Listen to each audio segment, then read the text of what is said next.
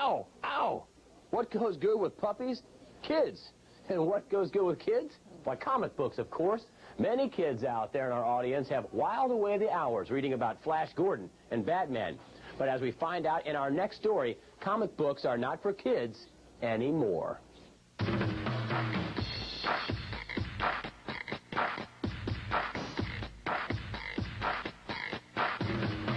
They've been around since the 30s.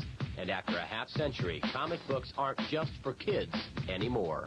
I think comics nowadays are not something that you grow out of, but something that you grow with. John Hitchcock is manager of Acme Comics in Greensboro, North Carolina. It's one of thousands of specialty stores that has popped up across the country in the 80s. The comic book industry is quietly taking in $500 million a year. It wasn't written for anybody older. And now there's a whole section of comics, not necessarily adversely violent or adversely sexual, but they're just written for mature readership, college and beyond. So there's comics now that you can read that don't insult your intelligence, but it's comics that'll challenge you. A prime example of how comic book characters are being handled in an adult fashion is reflected in the upcoming Batman movie due out this summer. The film stars Michael Keaton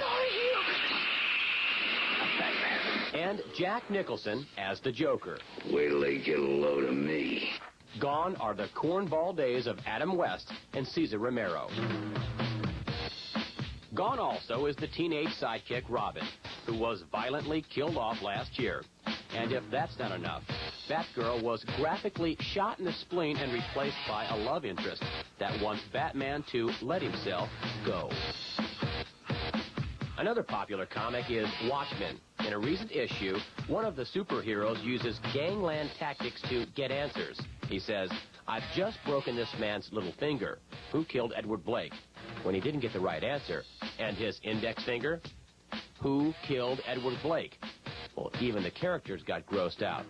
This is being read by adults and kids. There is a lot more violence than there used to be. When I was reading Batman, he used to be a real nice guy, and now he swears, he does bad stuff. It's surprising to me. Is it still okay for him to read it? Well, I don't know. The TV shows are bad. Everything's getting violent. So it's hard to keep him away from it. Along with the old comics with new adult appeal, there are new comics with the same appeal. Here's one, Brought to Life. It's a real-life story of the Iran-Contra scandal. Its central figure, Ollie North, of course. Black Kiss is another new comic book on the market, and this one is definitely for adults only. Now, even though it has a legitimate storyline, some of the illustrations leave little to the imagination. It's not Friday unless I can come up to the comic book store. I mean, it's just not a Friday. This is the peak of the week for me. A break from reality, you know. That's my main reason. I've been reading them since I was 8, and that was my main reason, just to block the real world out and go into a fantasy world. How old are you now? 25. Comic books are changing, or maybe better put, evolving. World War II gung-ho Sergeant Fury is giving way to the realism of Nam, a comic about the heartbreak of the Vietnam War. It doesn't stop there. You can even read about the life and times of Pope John Paul and Mother Teresa, all in comic book form.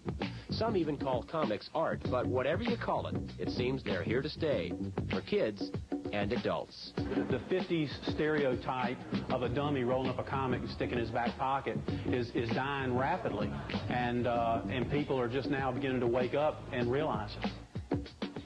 The price of comic books aren't for kids either. Oh, they start for 75 cents or $1, but they're also good investments.